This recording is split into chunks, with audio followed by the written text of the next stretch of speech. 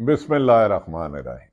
अस्सलाम वालेकुम नाज़रीन, मैं हूं आमशरी आरिफ हमीद भट्टी लाहौर से मुख्तलिफ और अहम तरीन खबरों के साथ। नाज़रीन, बिल्ली थैले से बाहर आ गई। बिल्ली थैले से बाहर आ गई। इमरान खान से शिकस्त का खौफ। इमरान खान से शिकस्त का खौफ। पीडीएम की जमातों ने इलेक्शन से फरार का रास्ता अपनाना शुरू कर दिया। गुज़श्ता रोज सेनेट में जो करारदाद सिर्फ 14 लोगों ने पेश की, उसके पसे पर्दा हकायक आ गए कि कुछ लोग जो इक्तदार के ऐवानों में जाना चाहते हैं, उसके पीछे मुबैना साजिश उनकी थी।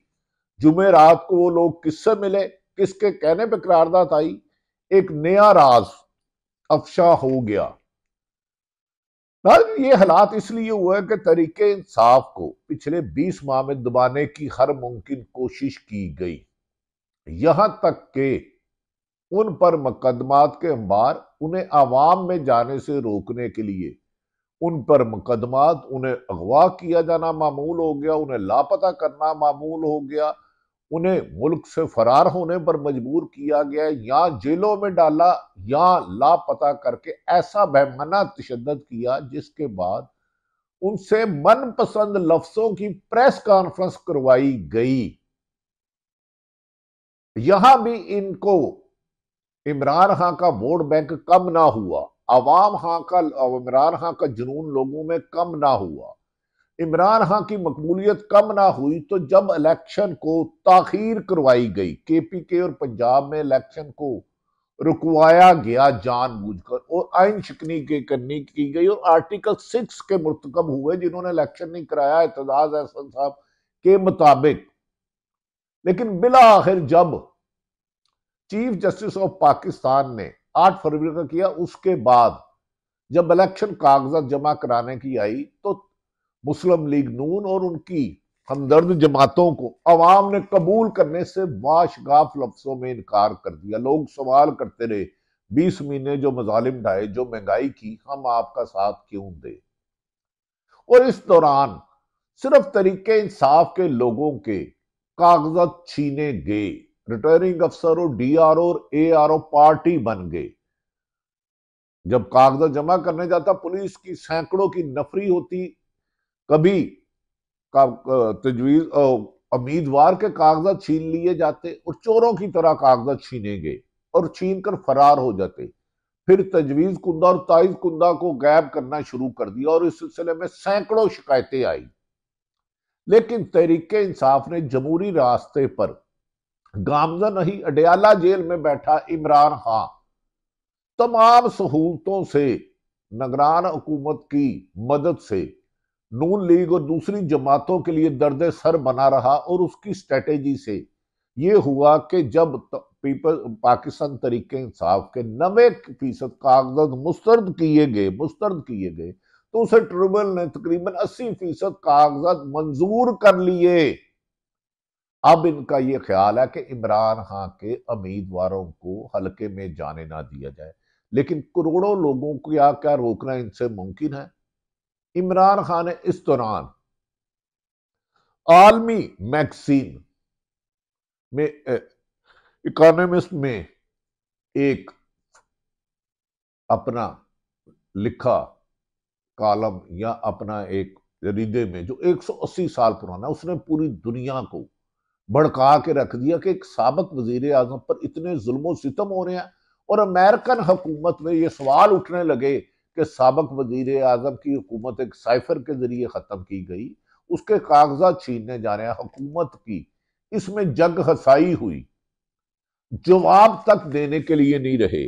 अब अपनी तरफ से मुस्लिम लीग नून ने बैठकर जिन जिन के कागजात रिजेक्ट कराए, उनमें 80% के करीब तकरीबन कमो बेशतर कागजात इलेक्शन ट्रिब्यूनल यानी कि हाई कोर्ट के ट्रिब्यूनल ने, यानी कि हाई कोर्ट के जज साहबान ने मंजूर कर ली। और इससे इसी स्टेज पे अगर तरीके इंसाफ जाती है तो मुस्लिम लीग नून को इक्तदार लेने की ख्वाहिश खत्म करना होगी।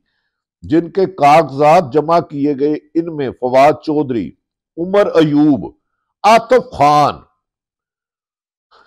मेजर ताहिर साहब की साहबजादी और सैकड़ों नाम हैं जो मैं आज भी लेता रहूं तो शायद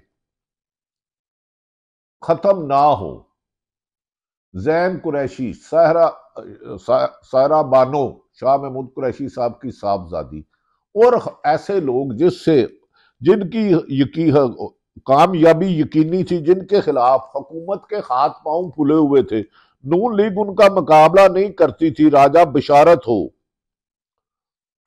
अयाज मीर साहब चकवाल से, उनके कागजात मंजूर कर लिए गए। ये वो सीटें हैं जो तरीके इंसाफ घर में बैठे बैठे जीत सकती है, मासवाए के रिजल्ट चेंज ना किया जाए। काउंटिंग में ये लातदाद जो 70-80% कागजात हुए हैं, इनकी कामयाबी यकीनी बताई जाती है। इनमें कहा जा रहा है कि फवाद चौधरी भी शामिल हैं और शाह महमूद कुरैशी की सजैन कुरैशी भी शामिल है, अलीम आदल शेख भी शामिल हैं,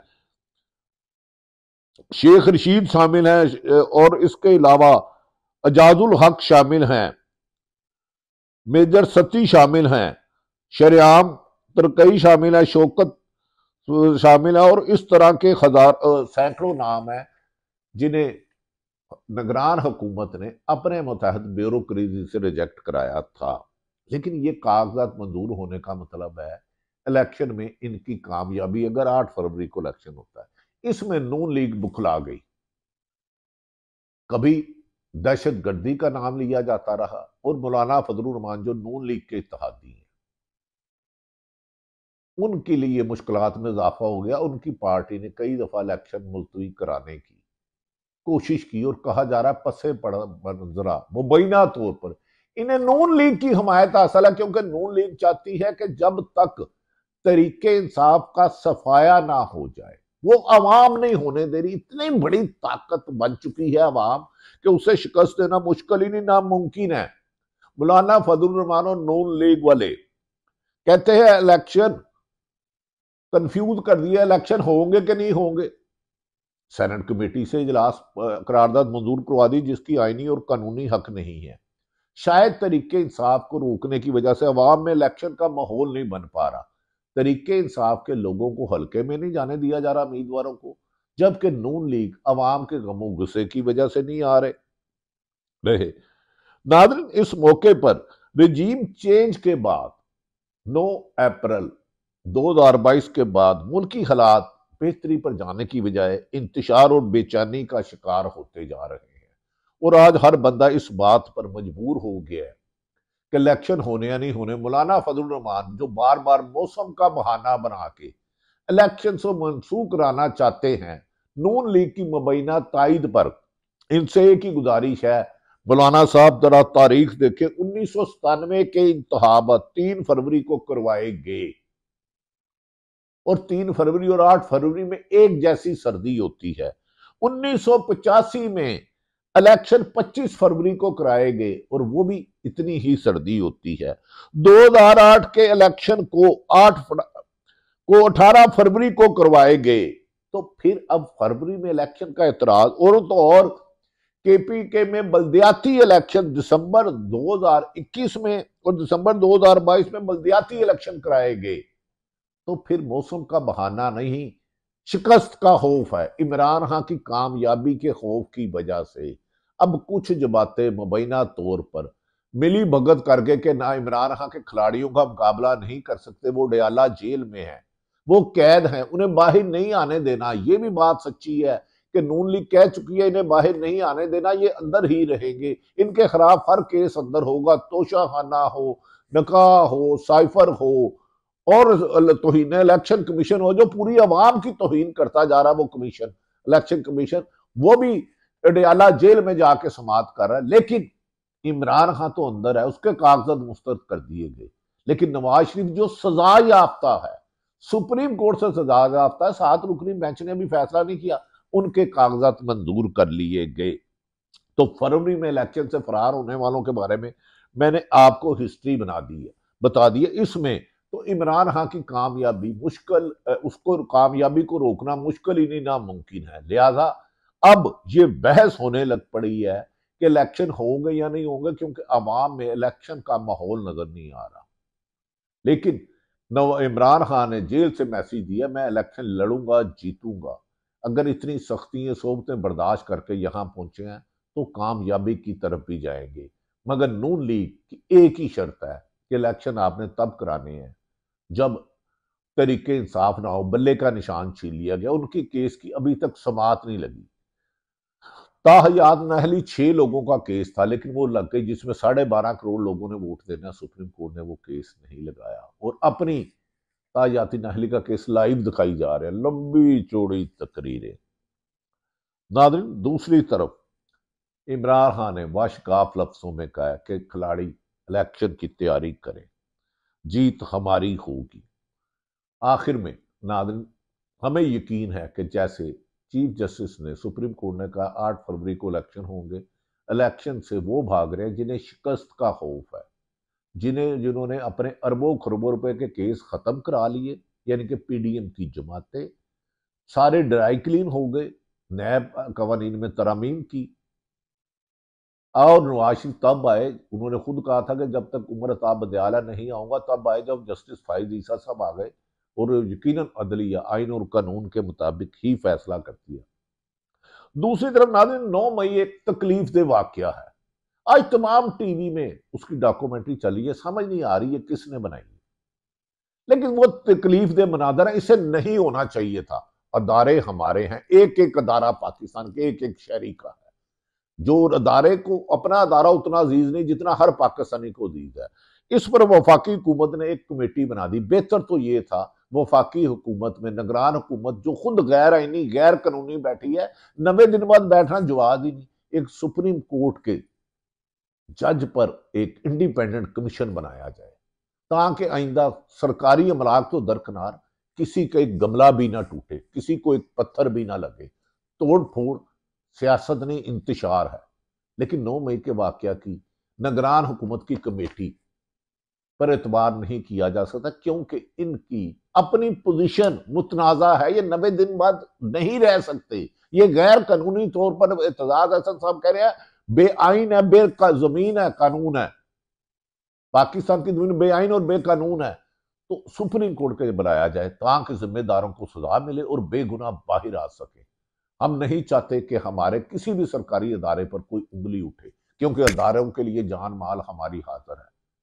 हमें अपने अदारों से प्यार है और अदारों को भी यकीनन अपनी आवाम से प्यार होगा। अगर कहीं अदारे अपने अख्तियार से कोई तजावज पुलिस कर रही है, इंतजामिया कर रही है, तो उसे रोका जाएगा, उसे कानून की गिरफ्त में लाया जाएगा। इलेक्शन साफ शफाफ कराने के लिए इलेक्शन कमीशन अभी तक बादियुल नजर में नाकाम हो चुका है। आइंदा इम्तिहान है सुप्रीम कोर्ट का कि इन्हें शफाफ इलेक्शन का पाबंद कराया सके। रिटर्निंग अफसरों के जरिए कागजात रिजेक्ट कराने वालों को ट्रिब्यूनल ने कबूल कर लिया। 8 फरवरी में इलेक्शन पे मौसम की शिकायत करने वालों की हिस्ट्री मैंने बता दी। हाँ नादरिन, मौजूदा हालात में उम्मीद की किरण सिर्फ और सिर्फ अदालतों से है।